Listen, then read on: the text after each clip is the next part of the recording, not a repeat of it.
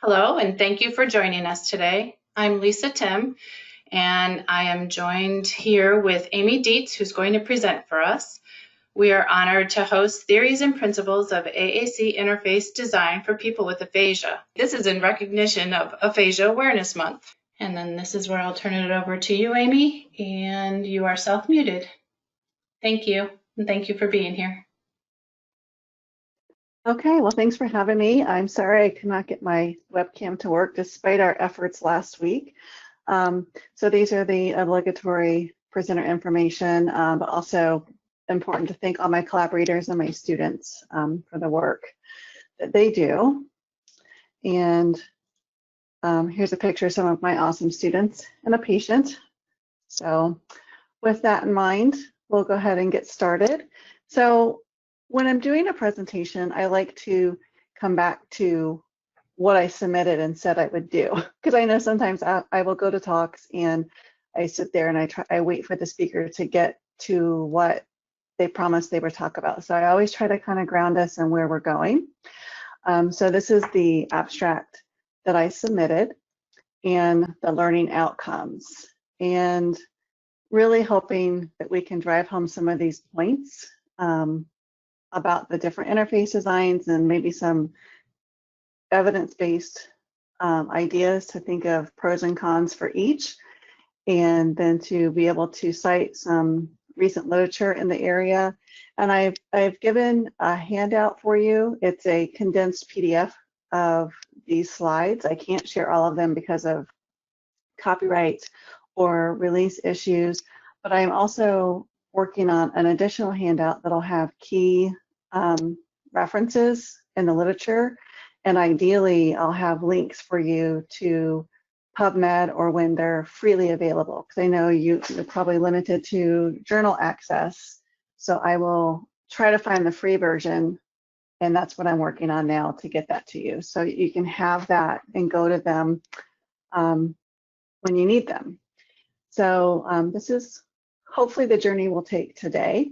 And so I'd like to start off with some of the myths that I know I don't have to, convince you that are myths, but myths that you deal with as you're dealing with maybe other SLPs who are not AAC focused, or patients or caregivers and so forth.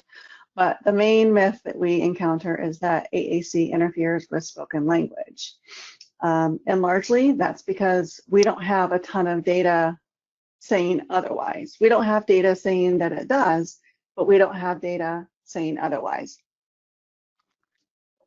And so because of this, we tend to have this approach to therapy that AAC is something you do when there's a plateau in restorative treatment.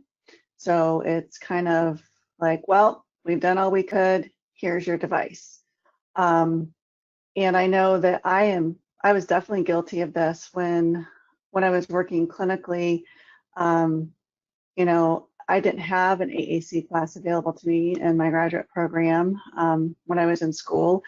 And I remember being in rehab, working with one particular patient who I happened to see the day she was admitted for stroke and acute care. I saw her in inpatient rehab and then through outpatient. I worked in a small town, so I kind of covered all the settings. Her name was Fran, and she had a significant global aphasia to begin with a significant apraxia. That evolved into more of a Broca's type aphasia with a milder apraxia. And working through the outpatient stages, I recall, getting Medicare to extend visits. And then finally I realized, I was running out of tricks. I couldn't think of anything to help her improve her language. So we started working on some AAC type task with a few weeks left. And she literally got up and walked out of the room, which one to me was amazing that she got up and walked out of the room, because when she first had her stroke, she couldn't move. And she went to her husband in the lobby, and basically they came back, and through a long exchange, we kind of figured out that she thought I was giving up on her. And I think that is what we're doing with people when we give them AAC after we've tried traditional interventions in this linear fashion. So we'll come back to that idea. That breeds the myth that AAC interventions and language recovery are mutually exclusive, that you can only do one or the other, that it's not something that goes together, they're not meant to go together, but we know that's not true. And then I think another myth that kind of persists, not that I've seen it written, not that I've heard clinicians say it, but that typically if you look at any literature that has AAC and aphasia, which is a small body of literature, that they tend to be people with Broca's aphasia. And so that kind of perpetuates the issue that you need to have, you know, relatively decent comprehension, even though people with Broca's aphasia can have pretty significant comprehension challenges. So what I hope to give here is some ammunition, if you will, to kind of beat down these myths. So I know that I'm not trying to convince you of these things. I'm hopefully saying, okay, here's the myth and here's some information that can help you battle these myths when you're working with clinicians or families. So, you know, tell everyone just to say no, that these are not true. So there's an article that I published with Sarah Wallace and Christy Weisling just a few months ago. And it's a paper that we had been working on and that had been rejected multiple times. And finally, on this final round submission, got it published. But we were really excited about it because it's a viewpoint paper, so it's not a research paper. And viewpoint papers are basically a way to publish your opinion on something. But what I will say about this paper is that it is, it's our viewpoint, but it's based in the evidence. So, you know, if you're an ASHA member and you have access to AJSLP, then it's available to you. And I've kind of structured the talk around the three areas that we covered in this paper that, you know, thinking about AAC in terms of the life participation approach to aphasia, the LPAA, thinking beyond needs, picture boards, and talking boxes. These are actual headings in the viewpoint paper. And then using AAC to enhance natural abilities, and also earlier introduction of AAC. So these are how we kind of situated the paper, and I've used it to structure the talk because we spent so much time working on it that I just think it provides a good framework for us to think about some of the reasons why maybe those myths that we just talked about do perpetuate. So with that in mind, thinking about the life participation approach to aphasia, this is Ara Kagan and Nina Simmons-Mackey's model for AFROM, so the Living with Aphasia Framework for Outcome Measurement from their 2008 paper. So they take the perspective of the World Health Organization's infrastructure and kind of try to superimpose it over aphasia. And so as you can see in the middle, you have someone living with aphasia and they're dealing with participation in life situations. They're dealing with maybe having to renegotiate their identity and who they are and their feelings. And then also having language issues as well as communication and language environmental issues. And so what they're saying is that intervention needs to address all four of those areas to help someone successfully live with aphasia. And so in this paper that we just had published, what we tried to do is merge this with some of the more traditional AAC ideas, and going to Janice Light's For Purposes of Communications from 1988, that, you know, we basically communicate our basic needs, we deliver information, we maintain social closeness, and we use communication for social etiquette. However, we tend to live in the domain of basic needs when it comes to AAC. And if you think about it, sometimes that can be really dull to communicate about. So don't confuse me, don't misunderstand what I'm saying when I say that communication needs are dull. Yes, I understand that if someone's in the hospital, they need to convey pain, they need to say when they're hungry, they need to say when they're thirsty.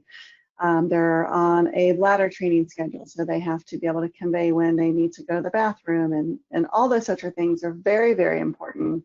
But sometimes we kind of stop there. And I started out in the schools working with children, and same thing. We talk about I need. We don't do much beyond that. And I recognize that some of this is, insurance related. You're dealing with swallowing issues and all sorts of other complicated things. But I think what we need to focus on more is the helping people deliver information, meaning participating in their healthcare decision making.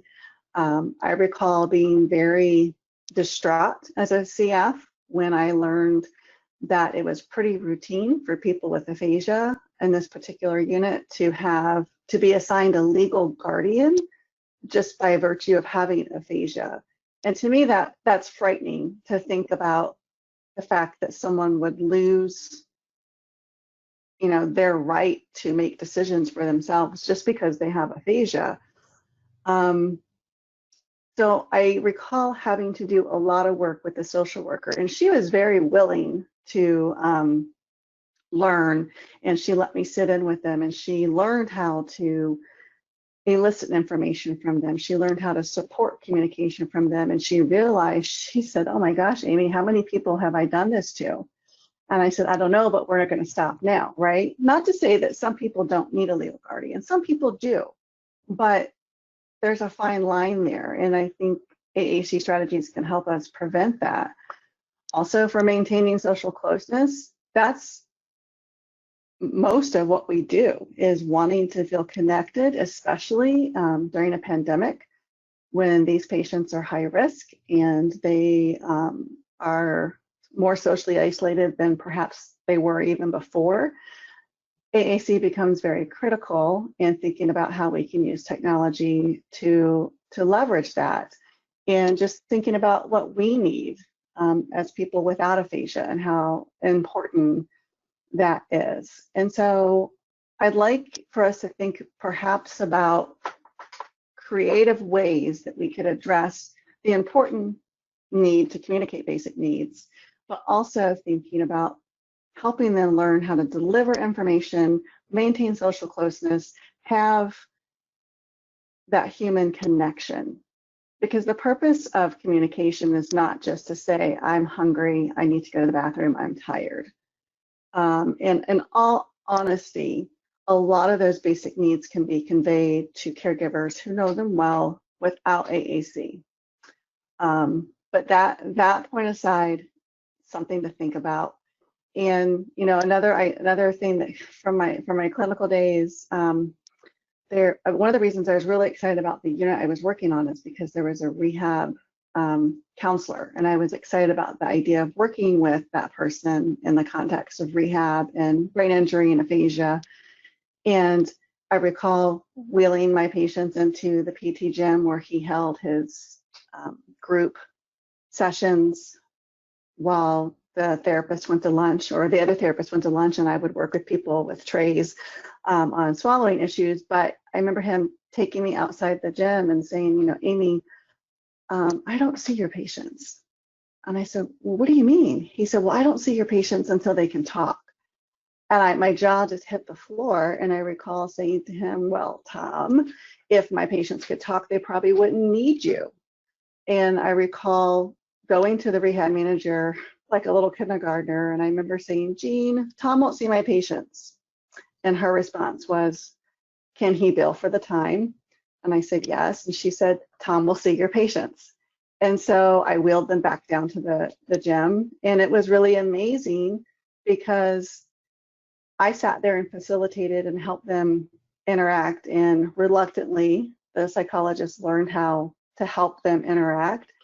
And it was an orthoneuro unit, and I recall the hip and knee patients realizing that these people did not have dementia, that these people had aphasia, and they learned what it was. And then the people with aphasia learned that the hip and knee patients, it wasn't all fine and dandy for them, that they had challenges too. And so I think that's what we need to think about in terms of AAC and bringing it into a more powerful dynamic, moving beyond basic needs. And I meant to say too that if you have questions, you know, you can post them in the chat, and I think Lisa's keeping track of them, and she can feel free to stop me if it seems like it'd be good to answer or deal with questions before we move on. So I'm happy to do that too. So when we think about how are we going to do this, one of the ways that we grounded this idea in this 2020 paper was Garrett and Lasker's Categories of Communicators, which is now 15 years old. It's hard to believe. But it's available here at this link freely. And they basically have divided up people as being partner dependent or independent communicators, and offer a checklist here so that you can basically just do some observation, either informal and through your assessments and interviews. You can kind of tick off where they fall. So within the partner dependent, you go from emerging to transitional, which then leads into independent communicators and different subtypes from there. And I won't go into detail of this, but when we're thinking about dependent communicators who maybe have a very significant aphasia, a very significant comprehension challenge, they may have some underlying cognitive challenges, they, you know, even have trouble with routines, they are just struggling a lot, they don't initiate very well, they're just not engaged, all the way up to a transitional communicator who is starting to engage, who is learning how to use some modalities to communicate, and is, you know, on their way to becoming more independent. And when people are dependent communicators, what we can do is adapt the environment, train partners, develop AAC skills. And that's sort of what I was talking about on that previous slide, where I was talking about working with the social worker, working with the psychologist. You know, the social worker was very open, the psychologist was not very open to these things, but advocating the importance of training partners and adapting the environment. And I consider partners to be part of the environment, but that's only part of the solution, because staff turnover, and you're not always there to help facilitate. So we have to develop AAC skills, whether it's learning how to take turns again, which is just part of communication, you know, thinking back to working with little guys, when, you know, trying to get them to have joint attention and turn taking. And we have to do the same kind of thing if it's a very significant aphasia, but of course, adapting it to be age appropriate. And I think that's sometimes where, with my students, I worry when they go out that if I make that analogy, that they will develop inappropriate activities for the adults, because they work mainly with children. So, you know, thinking about how we can build those skills, developing gestures, maybe a low tech system, some pointing, you know, just starting to develop those skills and empowering them, but also helping the caregivers and the partners learn how to put the book in front of them, remind them to get the book out. Whereas when people become independent, they are able to use strategies. They have strategies at their disposal. They know how to use them. But the key is teaching them how to be more of a self-advocate, learning how to control the AAC, how to control their partner, so that they know that if they need someone to use written choice, or if they need someone to point to words or write words down for them to help them understand, that they have a cue card that they pull out and they show someone, I have aphasia, please write words down, and giving them that command. And we all do that. We all we all control our communication partners, and some are harder to control than others. Some, it's impossible to get a word in edgewise, but imagine that and having aphasia. So we have to help them learn how to control their partners, and that's how they become independent communicators. But also, independent communicators need to refine their AAC skills. So not to confuse an independent communicator with someone with no challenges. It's just, are they reliant on a partner to communicate successfully, or are they able to communicate independently but need some strategies to do that? Are they able to learn those strategies? And across this evolution, as people recover, as people go through rehab, they can go across the dependent to the independent communicators just spontaneously as a result of recovery, or it can be an intentional part of treatment where you're interweaving these skills into your intervention. And so it kind of goes back to that idea that AAC and language recovery are mutually exclusive. And I think we need to kind of make sure we demonstrate and learn how to make them more interdependent.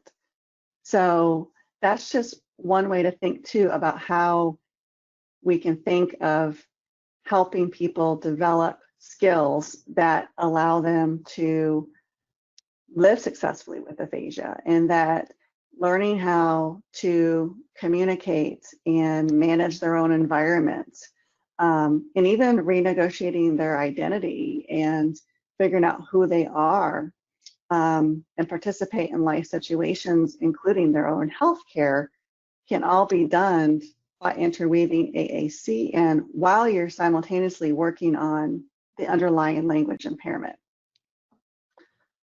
So I think this would be a good place to pause if there are questions right now.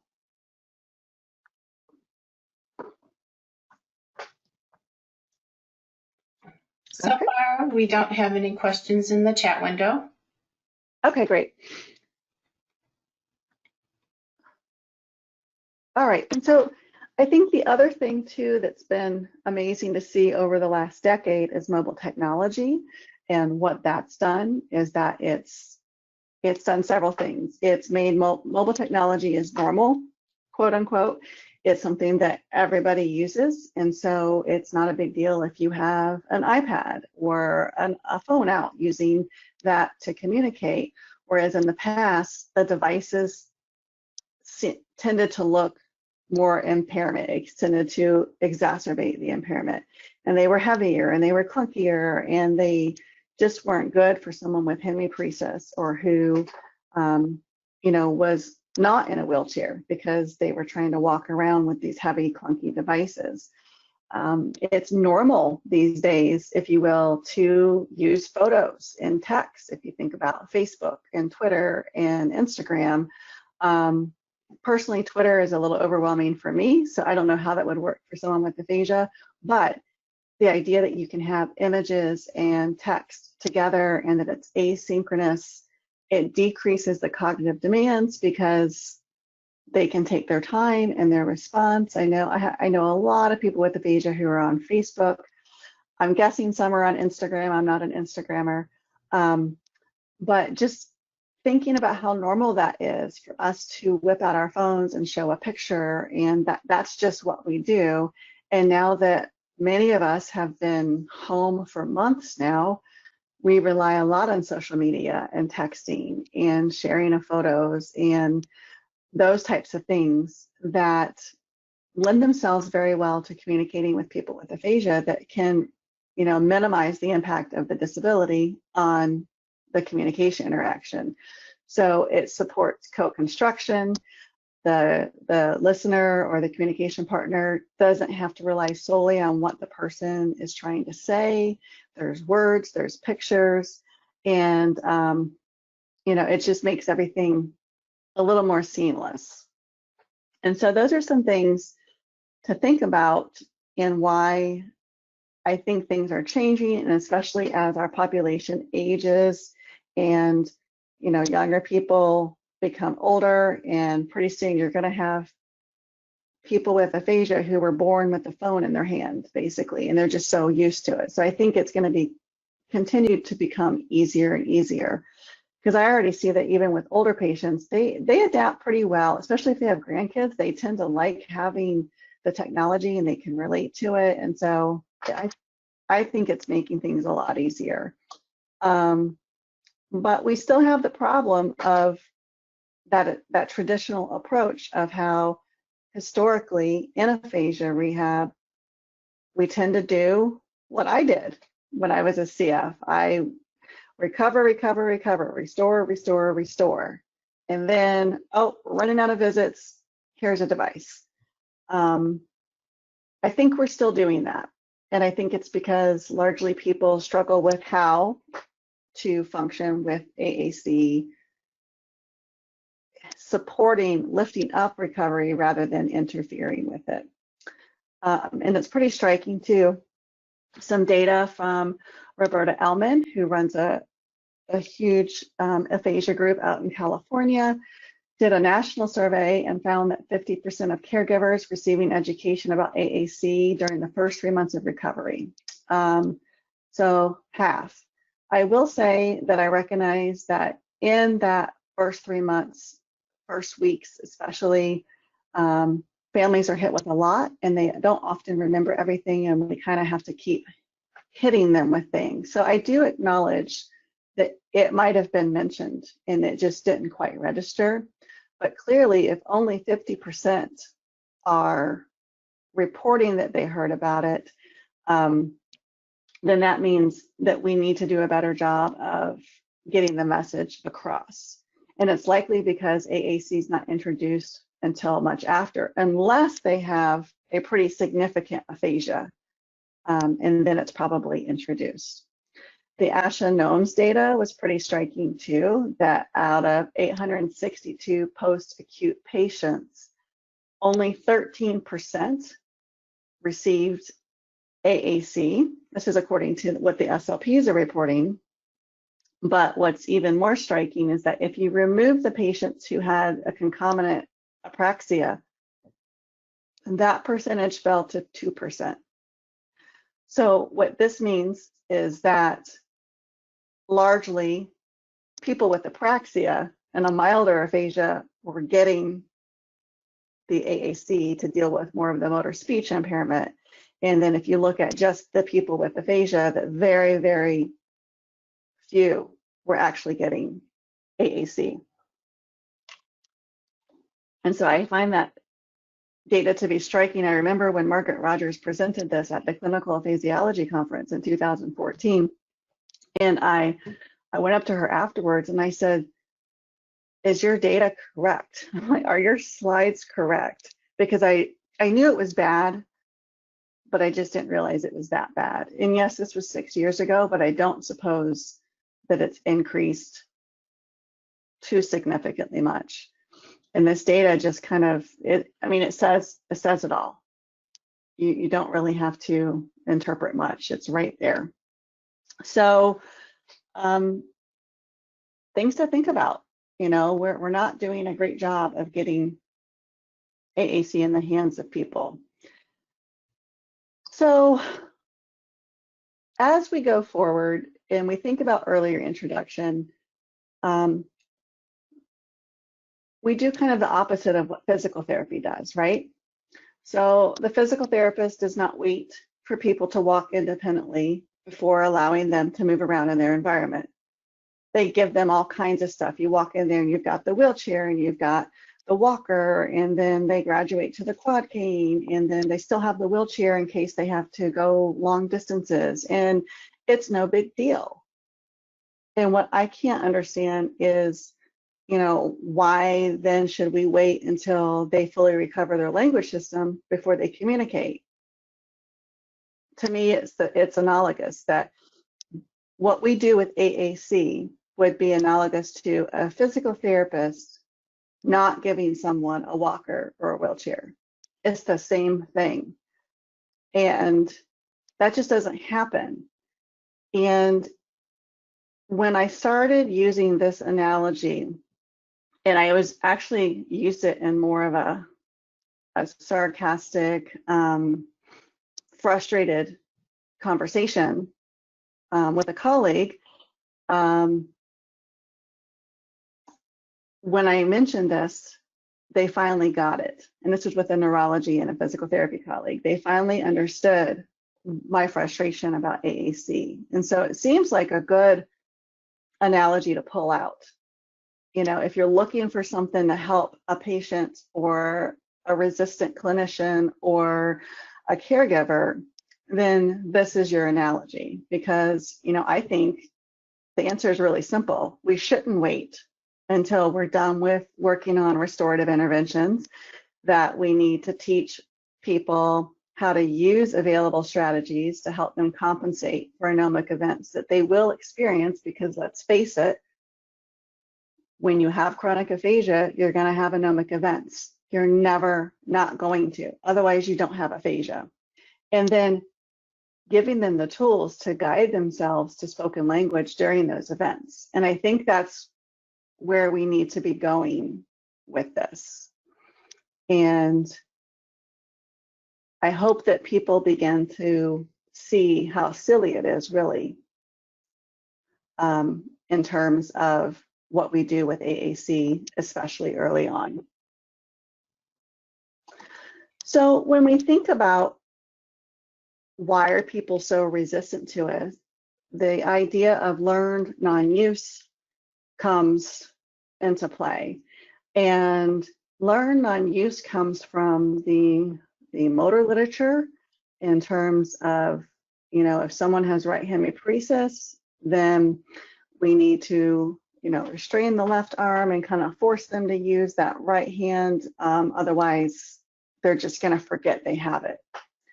And so people thought it would be clever if they try to do the same thing with language.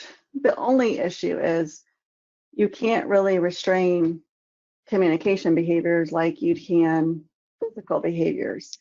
So when constraint-induced aphasia therapy came about, it was literally done with barriers between patients and clinicians and other patients, where they only saw each other's eyes, so that no other input aside from the speech signal was allowed to be spoken or received. And we all know that's not how normal humans communicate, not how humans without aphasia communicate, that there's nothing normal about that. But that was how they tried to take constraint-induced motor therapy and apply it to constraint-induced aphasia therapy. And the reason they argue that it's important to do this is that, you know, when you have a stroke, there's a physiological reason for not being able to talk. You have, you know, a clot, there's the blood flow stopped, or there's swelling, or both. This leads to unsuccessful spoken communication. It's negatively reinforced.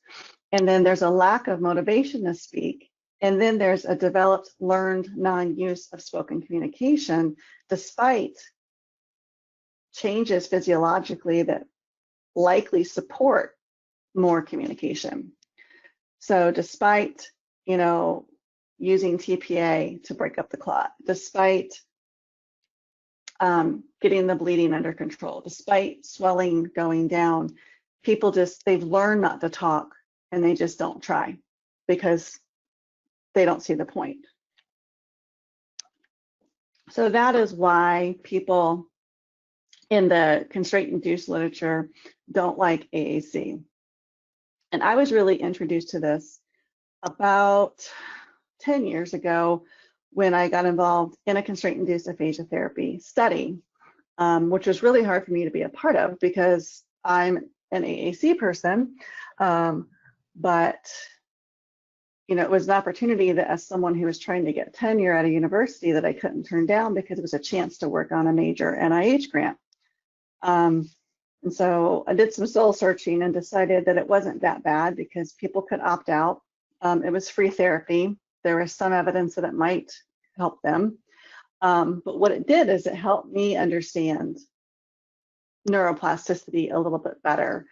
And it also helped prompt me to go into, it gave me a strategy to talk about AAC in a way that I've always wanted to talk about it. Because in constraint-induced aphasia therapy, all communication has to be by words. You can't point, you can't augment communication, you can't do any of that. And while I got through the trial, I was talking with my neurology mentor, and I said, you know, I think we can get some of these same results with AAC. And he's like, no, you're never going to be able to do that if you're just pointing to stuff. And that's kind of when it all gelled for me, that I learned that you're right. They're not going to get better if we're just giving them the device and just teaching them to point to it, or giving them a picture book and having them just point.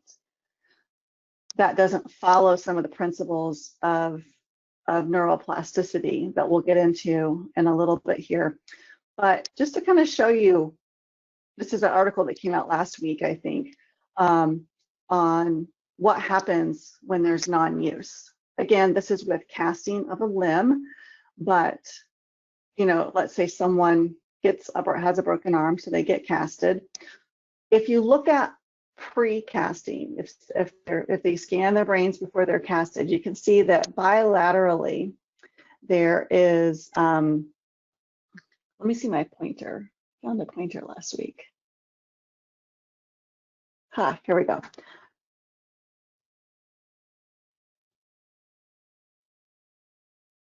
Okay, good. I think you can see my mouse now. So there's bilateral activation here in the motor cortex and the sensory cortex. And then during casting, you can see that connectivity between the two hemispheres goes away. And it happens within hours for some people, within hours of being casted, within hours of non-use, that brain connectivity goes away.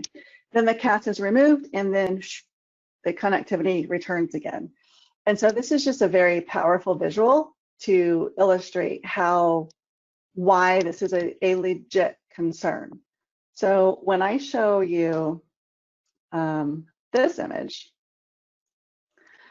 and I say that, you know, this is what happens in learn non-use, and then I come here and I say, you know, constraint induced says we shouldn't have people pointing and so forth. They're right. We can't just have them only doing that.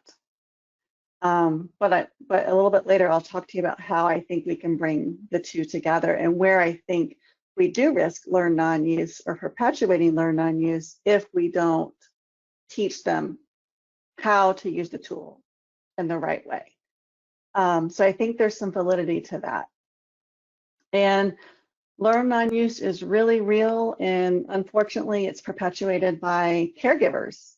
There was an amazing study out of Australia where they set up cameras in patient rooms of stroke patients with and without aphasia. And basically what they found is that when interacting with patients with aphasia, that nursing staff had fewer interactions with them than their peers without aphasia, and they tended to use more closed questions. You know, are you cold? Are you hungry? Are you hot? Versus open-ended questions. You know, are your grandkids coming to see you? How'd that baseball game go? You know, like those types of things. They dominated the conversational floor, did not allow the people with aphasia to really have any control of the conversation, restricted to that physical care, and didn't use any repair strategies. And I'm not here to say that nurses do this on purpose. We all know that nurses have the biggest hearts in the world, and that without them, we're all sunk, right? They are some of the, you know, they're angels on earth, basically. And so, but that aside, they don't know how to interact with them. And so I think that tells us we must do partner training, which Nina Simmons-Mackey and Ara Kagan, who have the AFROM, the life participation approach notion, that is key. And I think that's half the battle. But like I said before, paid carers have a high turnover, family's not always around, and so we have to help patients develop strategies. And so the question is, okay, how do we do this? Well, people with aphasia are really good at using communication strategies to enhance their natural abilities. One strategy they use to facilitate spoken language during anomic events or communication breakdowns is self-cueing. This is in the literature a lot. They sometimes point to the first letter, they write in the air, and sometimes if I can just get a patient to learn how to write on paper as well as they write on the air, then communication would be so much better. But really that's more self-cueing than it is them trying to communicate. So trying to bridge that for them so that you teach them, okay, you're self-cueing, but you're not helping your partner, and helping them realize how they can do both, to self-cue and help their partner. Because if they can do things that help them self-cue and do things that support co-construction of the message with the partner, then you're going to have more success. It's also pretty common for people to use gestures. And some of them are, more pantomiming and they make sense and we know what they mean, but gestures, there's also a strong literature that shows that gestures help word retrieval anyhow, that if you restrain people's hands, that they have a hard time talking. And I know we all have a friend, or maybe you yourself are a person where if you can't move your hands while you talk, then you can't talk. And so that is something that's just a human thing that we do. And there's all kinds of, not pantomiming gestures, but other sorts of gestures that we use that people have studied, and they analyze how it helps people with word retrieval.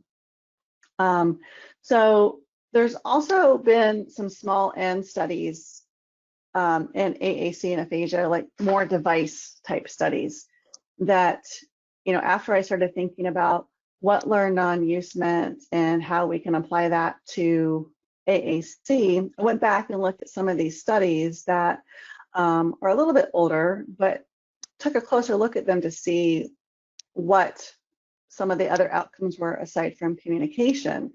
And what's noted in some of these studies is that the Western aphasia batteries improved, that their aphasia became less severe. That's not something that you would necessarily predict from an AAC intervention, especially when they're largely being taught how to sequence icons or to press buttons or point to pictures rather than talk. But also some increase in linguistic form, albeit nonverbal. In other words, learning how to sequence icons together to produce sentences. So they're improving their linguistic form. And so, there's something, it made me think, okay, there's something here. We're getting milder aphasia. We're getting more complex linguistic forms non-verbally. I'm thinking about learn non-use. How can we translate that into increased spoken language? And so this is while I was a PhD student. This is when I was early in my career here at UC, and I started to kind of piece this together. And then this work was earlier in my time at UC as well, but it spun out of my doctoral studies where I largely looked at interface design, and we basically concluded, that visual scene displays are best for people with aphasia. But what bothered me is that while my gut and anecdotally we could say, yes, this seems better, it seems to build on their visual cognitive system that ties into their autobiographical memory. We know that in the aphasia literature that if something's personally relevant, that they do tenfold better. It's common to use text in aphasia therapy and non-AAC interventions. And so I had a couple of case series where we had, I think 10 people total between these two studies, where we were basically just putting different interface designs in front of them. So in the first one here, we had their personal pictures with text, and then without text. And then we replace those with just Google images that represented the same thing with the same text or without text. And we just had them share their story with the same listener. And we were just observing, because I was trying, at this point, I was working on the constraint-induced aphasia therapy project, and I'm doing this work, and I'm sitting here watching these people, and I'm seeing changes and differences in how they interact with these different devices.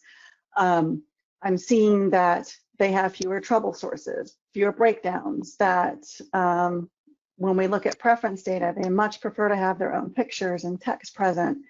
And we found the same thing in the follow-up study, where we used like board maker pictures, where we created scenes that were similar to their personal pictures, but we saw the same thing, that they had more breakdowns with these types of images than they did with the personally relevant images.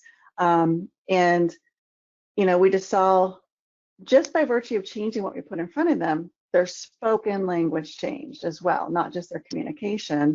And actually, what we did know is that they spoke 70% of the time, even with the device in front of them. And so this told us that by virtue of putting a device in front of them, it doesn't mean that they're going to stop talking. That is not what people want. People want to talk, even if it's not successful, right? So this just said they were talking a lot. It didn't really tell us whether or not they were being successful in their speaking, but it told us, hey, just giving them something doesn't mean they stop talking, at least initially. So we went back, and when we looked at some of the spoken language data for the first case series, we had 4 people. These 3 people were non-fluent. This person had a transcortical sensory aphasia. And what we found on spoken language, so of that 70% time that they were talking in the different conditions, if it's personally relevant with text, that's the PR plus, personally relevant without, PR minus, non-personally relevant with text, the plus means text, the minus means no text. Where did they have their best retail condition in terms of what they spoke? And for this patient, he had the most counted words. So 73% of the words he spoke were real words, meaning there was not jargons or paraphasias, compared to the non-personally relevant or even the personally relevant with text. And correct information units, or of those counted words, how many of them were accurate regarding the story he was trying to share? And he had his highest in this condition. He had his fewer number of mazes, which is kind of the tangents, where if you speak and then you kind of have it aside, and you say, oh no, wait, okay, that's all a maze. All that little circular talk is a maze. So he had his lowest mazes in that condition, as well as his highest number of T units. And he had a pretty significant Broca's aphasia. Whereas with Phil, he did better in the personally relevant condition overall, but when there was text present. He had the highest number of T units in this condition. So this is non-personally relevant images with text.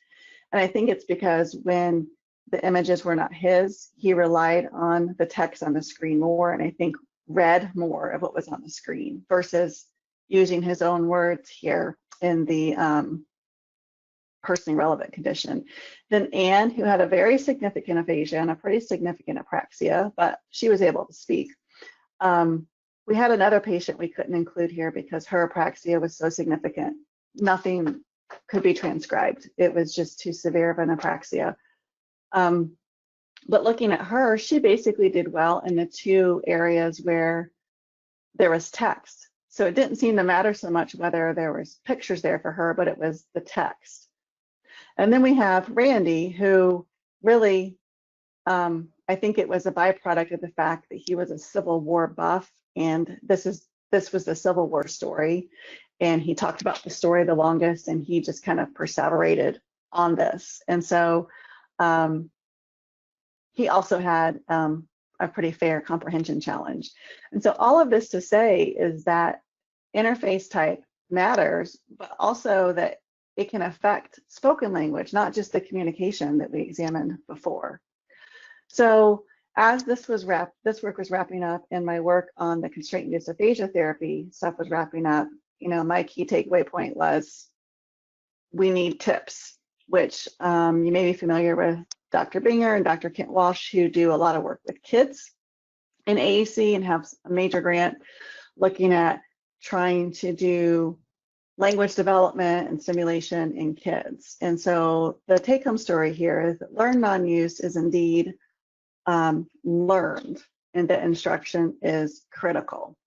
So I'm seeing I need to speed up here. So I wanted to kind of take us through some principles of neuroplasticity that I think we need to kind of cement in order to understand how AAC can tap these principles. And so the key here that when there's damage, neuroplasticity allows the brain to act and adapt in response to situation or changes in their environments. And that situation or change can be a device where they're just pointing, okay? And then if you think about the fact that of axonal sprouting, that we can grow new axons and they can reconnect and rebuild damaged networks, or we can resprout and connect to undamaged networks. That our brains do that. And how that's done is based on the environment and what's presented with, what they're presented to. So that brings up the idea that neuroplasticity can contribute to impairment. Okay, and they give the example of tinnitus and what happens to the brain literally when there's tinnitus. So for neurons to form those beneficial connections, they have to be correctly stimulated. And that's the key. That is the key in terms of AAC and it not interfering with language recovery. So when I think about the aphasia literature, there's a framework called Luria's intersystemic reorganization. It's been around decades and decades, really in terms of apraxia speech, talked about in gesturing, about how we can take existing performance acts and pair them with novel performance acts. So if we say spoken language is the existing performance act, because even if someone has aphasia, they have done that their whole life.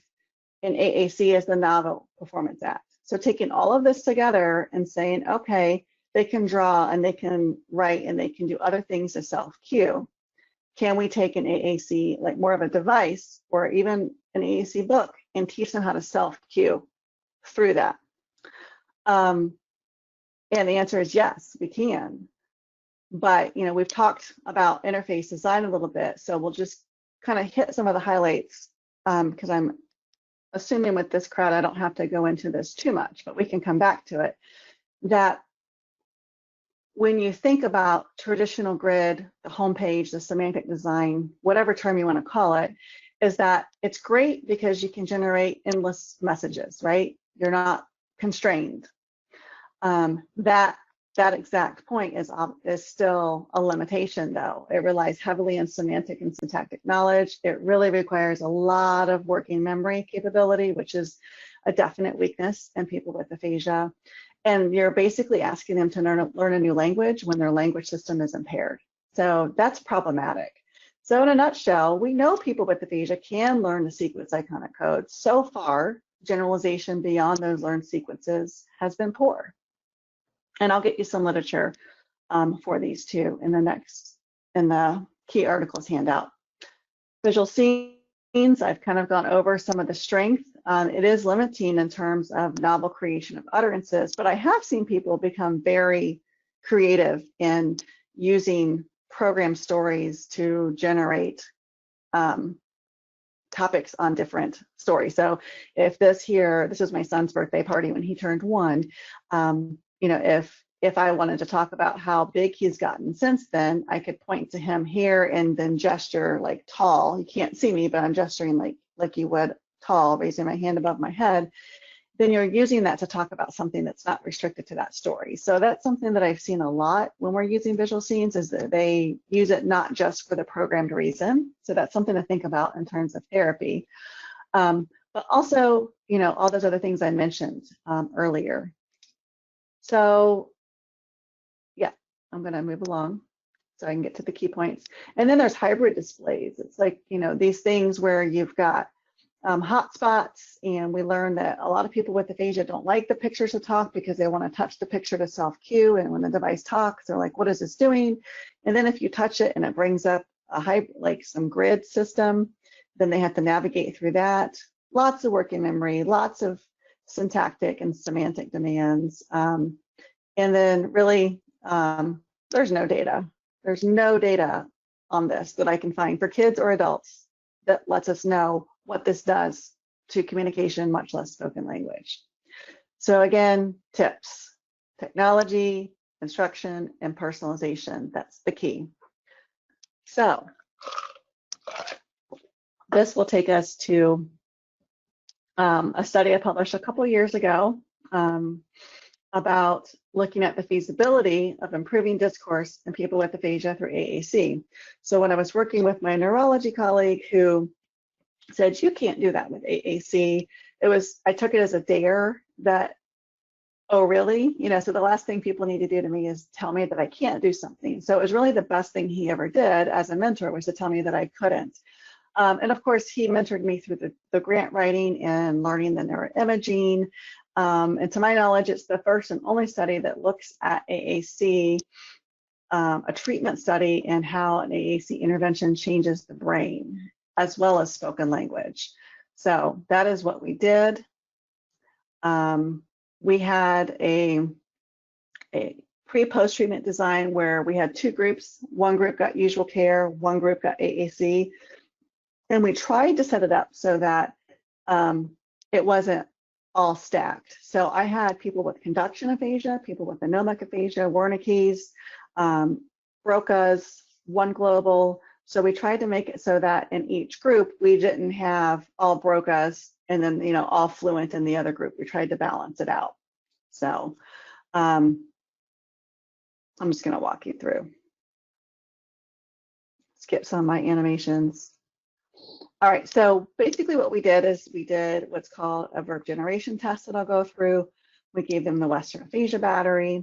We did some discourse testing where they retold a story with the device in front of them and then one without the device. And for the AAC treatment group, the story that they used in discourse testing is what we used in treatment. So what I want to get to is the intervention part. So for the usual care group, the treating SLP, which was different than the SLP giving AAC intervention, got the Western Aphasia Battery, met with the patient, and designed an intervention, and very much a Schulian approach, picture descriptions and its completions, very impairment level based, 3 days a week for an hour for 4 weeks. So the AAC group received the same intensity and frequency of treatment, but got this multimodality 4-step intervention. And so the way that worked is that step 1 was familiarization, and that kind of looking at operational competence, you know, being able to identify pictures, text boxes, and just the different pieces of the interface. And then we moved on to more strategic competence and self-cueing. So in the step 2, which I call segmented story elements, we have this figure and we basically say, all right, try to say the word, then point to the keyword, and then try to say it again, and then point to the element of the picture, try to say it again, press the speak button, listen to it, try to say it again. So if, I know this is small here, but if the target is grandson, then I would model trying to say it, grandson, and I would do my best to have an anomic type challenge or issue, and it may or may not come out. And you kind of tell them that you're going to, you know, try to mimic what it's like to not find the word. And you walk through and you demonstrate trying to say it, pointing to the word, trying to say it, pointing to the picture, trying to say it, speaking the speak button, listening to it, and then trying to say it again. And the key is trying. And you notice I have it in parentheses because I don't believe you have to say it to get the same result. And that's because when you're trying to speak, you're at least trying to recruit and engage those parts of the brain, perhaps that perilesional tissue area where language is best recovered on that in the left hemisphere. And then here in step 3, and this should just say guided practice. Self-analysis is my 4th step. I think I got ahead of myself. So here you can see first, try to say it. And so if you can't say it, then they get to pick pictures, speak button, point to the words. And so you're kind of moving them away. Then for, step 2, you're teaching them all the different options they have to them. And then you're teaching them, okay, now try to say it, and then point to the words as you tell the story. And then during the self-analysis of step 4, we actually record them sharing their story, and then we go over with them what they did really well and what they need to work on, and then really get into making sure they're not just reading off the device, making sure they're having eye contact. So a lot of meta-linguistic, pragmatic type skills. And then we make them watch the video, and they have to stop it and either point to the smile or the sad face when they do something good or not. And for the most part, they focus on what they didn't do well, but we really make sure that they focus on what they're doing well. So that was the intervention, and that is what I did as an attempt to put together an intervention that taught people how to self-cue while also still learning to communicate. So simultaneous. Neuroimaging, here's their lesions. So you can see there was some lesions were very large, some lesions were much smaller. The verb task, I won't get into the imaging protocol details unless you want to in a Q&A format, but basically they were presented with a noun like cookie, and then they had to either say verbs like bake, eat, things you do with cookies, or think about verbs. So think about them in your head, but don't say them, and repeat the nouns, or repeat the nouns. And in this study, everybody was able to do it. My current study, everyone's not been able to do this task, but in this study, somehow I was miraculously able to get 12 people to be able to do this task. So that's the brain imaging task. And then we looked at the regions of interest that were basically thinking of like Broca's area plus. So think of Broca's area plus additional tissue since there's some lesion in that area for most. And then Wernicke's area, it kind of extended. And then we looked at it bilaterally. And we were interested in lateralization index. And basically what the literature tells us is that those people who after stroke, typically people with aphasia, their language function shifts right.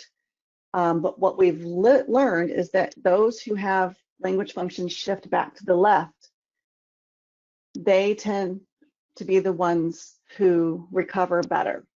And so we wanted to look at how this intervention shifted LI, meaning were they right or left hemisphere for this task. So what did we find? We did a lot of transcribing. We just transcribed everything they said, everything they pointed to. We had 3 cameras, and then everything they wrote down on a piece of paper that was available to them. Oops. I don't think you can hear that video. That's okay. So we did all of these codings, and we had great reliability. So we looked at some of the same measures from before of counted words, correct information units per minute, maze words, and T units. Okay, here's an example of the transcription and all the coding. This is someone with non-fluent aphasia. So the colored words are what you see. All the stuff in braces are the coding. Someone with fluent aphasia, so the green are mazes.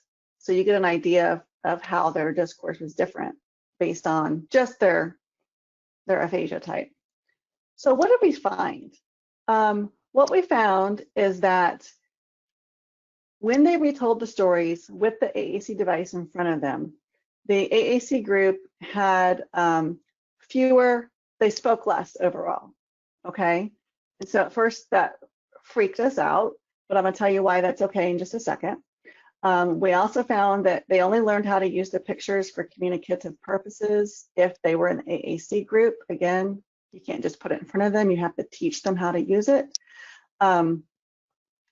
Also that both groups gestured less after treatment.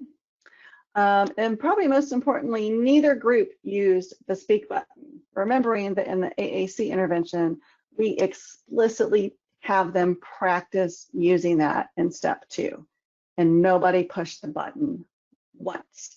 So I think if there's any piece of evidence that shows that AAC can be used without facilitating learn non-use, it's this, because that was pretty powerful. And I even had my students go back and double check because I truly didn't believe that for both groups it was 0. So when they retold the story without the device, we found that the AAC group actually spoke more, that they used lots of gestures in the AAC group. Just, you know, obviously they had less to go on. But when we look at spoken language, looking at the counted words, the AAC group, this is the mean change. So they increased by 7% the number of counted words, whereas the usual care group increased by 2. That was a very large effect. Same for CIUs, the AAC group increased, the usual care group decreased, large effect. Mazed words, we see a reduction for AAC group, we see an increase for usual care, that was a medium effect. And then for T units, so syntactic complexity, look, 11% increase, huge, okay?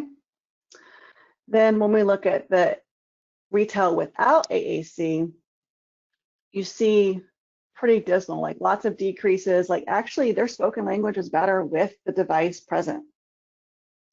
The only place where you see a change is in the T units. You see increased syntactic structure, which is interesting. So really, they did better with the device present. So look at those increases. And this is really in both groups. They just do, even the untreated, the usual care group did better with the device present than without. So I think there's some more evidence for you. Looking at aphasia severity, both groups increased their aphasia quotient on the Western aphasia. The AAC group had a larger overall mean change that had a small effect. So I'm not saying that AAC needs to replace usual care, restorative interventions, and I hope that message is clear up to now. But what I'm saying is, can you imagine the magnitude of the improvement if you combined the two? So that's the message. Then what we found in the brain is that, to orient you to the picture a little, you have the AAC group here, the usual group here. Blue is pre-treatment, red is post-treatment. So what it means if they're on the bottom half of this chart is that they're right below the negative 0.1, means that on this task that they were right hemisphere. So both groups were right hemisphere dominant for this task. And this was a significant difference between the groups. But since we're interested in change, I wasn't so worried about that because both groups moved leftward. So once you cross this line and you get above 0.1, then you're leftward. If you're between the negative 0.1 and the 1.1, that means you're kind of using both sides of the brain. So both groups shifted leftward to become bilateral after treatment, after an AAC treatment. So we got a similar pattern of change as with the usual care, although the usual care change was bigger, both groups were trending in the same way with an AAC intervention. More evidence to say we can change the brain with AAC. We found that there was a correlation of language lateralization with the Western aphasia battery. So the bigger the change they had in the Western aphasia battery, the more leftward they were. And that stands with all the other evidence that's looked at language lateralization. So it was nice to be able to replicate that. What we wanted to do was look at, okay, who responded to intervention? And we defined a responder as a participant who made clinically relevant improvements, which is greater than the standard error of measurement on at least 3 spoken language outcome measures. So, which are all the ones that I just went over in those slides. So 5 of the 6 people in the AAC group including those with fluent and non-fluent aphasia, were identified as responders. The usual group included 2 responders with fluent aphasia, and I think they were one with odomic and one with conduction aphasia. Also of importance is that the AAC group included people with fluent and non-fluent aphasia who responded, whereas the 2 responders in the usual care, they both had odomic aphasia. So keeping that in mind. And I can tell you why I think the 1 person didn't respond in the AAC group if you want to ask me when we wrap up here. But interestingly, the people in the AAC group across the board all produced more counted words. But what we noticed is that people with the non-fluent aphasia, when we look at their individual data, they tended to increase correct information units and T units, which makes sense. More content, more syntax. What we saw in the people with fluent aphasia is that they tended to produce fewer mazes. In other words, they were more on topic with the device in front of them. So, you know, lots to think about and unpack there, but that's what we found. So then we wanted to look at some visual areas of the brain because AAC is a very visual intervention. So we looked at 3 regions bilaterally, the visual word form area or the left fusiform gyrus, and then on the right, that area is known for object recognition. We looked at the left and right visual processing areas, both primary and secondary. And here's what we found. We found that in the left fusiform gyrus, which is used in reading this region, activation changes, and you can see changes in white matter pathways in kids when they're learning to read, that left fusiform gyrus becomes more active and used. And so we saw that in both groups, and that's not surprising because we use text in usual care, but you'll see there's a large effect for the AAC group to have more increased activation in that area during that verb task. And if you look at the other areas, the right object recognition area and then the primary and secondary visual areas, you see that only the AAC group had increased activation intensity in those regions, whereas the usual care group actually had decreased. So what does this mean? It means likely that there's some unique mechanism that's supporting change that's AAC based. There's white matter pathways that run from those regions through the canonical language regions of interest that we looked at earlier. So that was kind of exciting.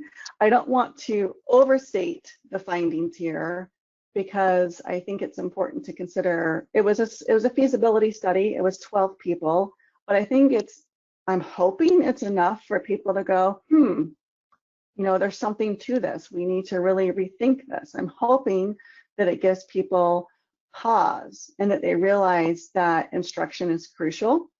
And that a decrease in CMUs or that the spoken language, so just because someone talks less doesn't mean that the spoken language got worse, because you have to look at the quality of the spoken output. And that AAC can be used as a dual purpose tool to help compensate for deficits and augment for language recovery.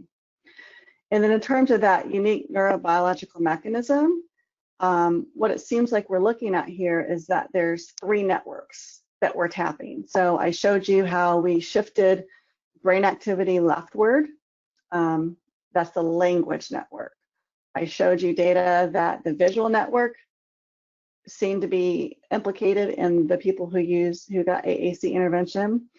And what this slide is showing you here, it looks like Shirley Sanders is the author, and it looks like that is overlapping text there. But what you have here is patients with aphasia and healthy controls. And what she's demonstrating here is in a connectivity analysis in terms of these different systems of the brain that people use, that the visual network is not different in people with aphasia than it is healthy controls, which is one of the things we hinged visual scenes on all those years ago. And we showed changes in the visual network in this study. And then probably looking at something that's called a domain general network. which is getting away from the idea that language is Broca's area and Wernicke's area only, right? We know that it's much more than that, even though we talk about it. It's more than just these two regions. There's a whole network involved. And if you think of aphasia as a working memory deficit, that it's specific to language and that they don't have working memory capacity for language. And there's whole interventions where they work on attention and working memory and you see language get better. The idea is that there's a multiple demand network where in this, it's serving as a backup to help improve the aphasia. So recruiting this network that's typically used for like math and other processes might be tapped in an AAC type intervention. And also think about the meta-linguistic pragmatic type skills that were embedded into the AAC intervention that I offered. So what we're doing now, we have a new study that we call NAIL for neurobiology of AAC-induced language recovery, where basically NIH gave us some money to look at a group of 20 people, all of whom would get this treatment, and to look at how it changes aphasia severity, spoken language, and so forth. Also looking at changes in functional and structural neuroanatomy. So we're looking at DTI, which is when you see these pretty pictures of all the white matter pathways, how are those white matter pathways being mediated by this type of intervention? And then an exploratory aim to look at beginning to build a model of identifying treatment responders and subgroups, either based on aphasia type or lesion location or some combination thereof. So this is what the study looks like. People come in and then everyone gets intervention. It's just whether or not they get it immediate or delayed. And then this should be actually flipped. They get we program the iPad mini with their stories. They do 2 assessment periods. And then we learn, okay, this person's randomly going to be in the immediate treatment group. So then they're going to go here and get AAC treatment for 6 weeks. And we increased it to 6 weeks because the literature seems to suggest that you need probably 6 weeks of learning to show changes in the white matter pathways to rebuild those white matter paths, or they're delayed. And then both groups get assessment again. And then if they just had treatment, they go into a maintenance group where they don't do anything. They're just kind of doing their normal. And then the others who were waiting get treatment. And then 6 weeks later, they both get assessed again. And we have a whole battery of behavioral and neuroimaging tests. We have enrolled 10. We completed 5. COVID-19 hit. I lost 2 patients because, one patient in the 6th week of treatment. I was not able to get post-treatment data and I just wanted to cry. But we had to be safe and stop the study. I had 1 patient who passed away, not study related, and 3 who are like emailing me weekly asking me when they can start again. We did adapt the intervention based on what we learned in the previous study of how to make it fit for people with a mild aphasia or a more severe aphasia. So we couldn't change the protocol once this treatment study because you need a treatment fidelity. But for this study, we've got different paths of the same steps for people who are mild or anomic versus people who are more global Wernicke's or so forth. And then we're doing some cool things in the scanner where we have a picture description task with their own pictures, all kinds of cool stuff. So stay tuned there.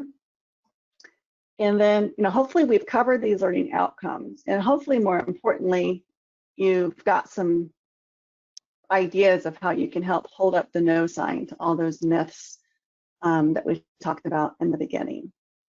And so I wanted to make sure we save some time for questions. So hopefully we have some discussion. Okay. So there were a couple comments that appreciated the example of using the physical therapy equipment and speech therapy, providing the equipment analogy. So there was agreement with that, and that also they loved that equipment analogy. There is a question. So in pediatric AAC circles, there's a lot of focus and research on core vocabulary and spontaneous novel utterance generation in terms of the vocabulary selection and device design. In terms of treatment, there's a lot of buzz around things like aided language stimulation, modeling, and more Milieu-style interventions. Have these approaches been considered for people with aphasia? And do SLPs ever consider core vocabulary-based systems for this population? And has aided language stimulation been studied with people with aphasia? So I feel like the intervention that I kind of designed is really my adult equivalent of an aided language stimulation. It reminds me of that quite a bit, because that's what you do with children, right? Is you try to facilitate language and you model it on the device and you're trying to get them to talk it and you're talking through it. So that's kind of what I tried to do here. Now, in terms of using core vocabulary-based systems for this population, I personally have not, and I think that would just depend on the person. I tackle vocabulary by words that are relevant to the things that they're wanting to talk about. That doesn't mean that you couldn't. I think the key is applying these principles of neuroplasticity, intersystemic reorganization, aided language stimulation, pick your term. As long as you're applying it in that way, then I think that's most important. But also just thinking of the cognitive demands of navigating systems with core vocabulary type setups is something to consider. Another question, or it says, please remind us of the type of grid or scene display you are using for your interventions. Well, this is, for what I showed you in this study, it was something that I created based off of when I was a doctoral student. I worked a lot with Toby Dynavox, but what you saw here is something that I created. But I continue to partner with them, and I say, here's what I need for my study, and they set it up. So what I'm hoping, though, is that my work kind of informs what any vendor does in terms of, like, here's my data, here's what we're showing, and helps create templates, apps, softwares that build on that evidence is my goal, if that answers your question. Mm-hmm. And that's similar, communication journey aphasia, which is what Saltillo does have in their devices. That was developed through the group in Canada based on their research. So, do you have common AAC supports programs that you use to design AAC that you recommend for practicing clinicians that may not have as much funds or access to devices for loan? What I do have is I have an amazing second-year master's student who I'm sure we'll see more of. Her name is Michelle Crick. She has developed, for her capstone, she developed an AAC feature matching tool for aphasia that was based on the Boston Children's feature matching tool, more for like ALS and motor aspects. She took that and adapted it for aphasia, and she's put in tons of apps in there where if you put in the features you want, she had her roommate's fiance as a programmer, and they were able in an Excel format do it so that it filters apps based on that. So I can put that in my key articles, the link to that too. Then the other question is, so your participants don't have dedicated devices, but they are using a specific device during your trial?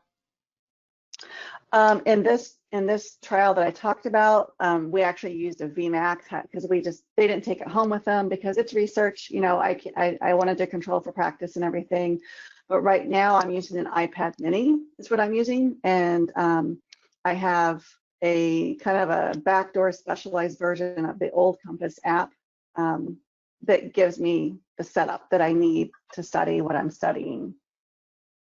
It's like I'm hoping that vendors and companies will look at the work that I'm doing and try to set up things for this population based on the evidence that I'm generating. Absolutely, I would think. Any other questions? So far, I don't see anything else coming in. Just that it's been a great presentation, and I have to say I appreciate all of the information that you've provided. There was a question about the reference list. It is not in the handout section. That's something still to come. She was going to put that together. Yes, because what I wanted to try to do is give you, instead of just giving you references, try to give you the links where the free articles can be found, where they're available, because any research that's funded has to be made publicly available. So I'm trying to get those links so that you guys can easily get to the articles. And I can send a follow-up email with that. Once that's compiled, I can send a follow-up email to all of you that have attended today on that. So they appreciate the research that's being done. So, yep, and you see the message, okay? Yeah. So I just want to thank you for providing all this great information and reviewing all the research and everything that you're doing. I think it's great when we can rely on the people who are actually doing the work to share the information with us. So very much appreciated. As far as the audience, thank you so much for joining us today. We really appreciate you being here. As a follow-up to the ASHA reminder, just in case if you are you pay for the registry, you want to submit those documents to us within 15 days. If you don't do the registry, you will have a certificate that is in the materials section here, as well as you'll get that in a follow-up email. If you're submitting, please remember to put the title of the presentation and in the subject line of the email. That helps us organize those and apply the appropriate credit. But thank you so much today for all of you being here. I hope you have a fabulous weekend and enjoy the rest of the summer. Thanks for having me, and feel free to reach out to me with questions. Thank you, Aimee. It was great. Thanks.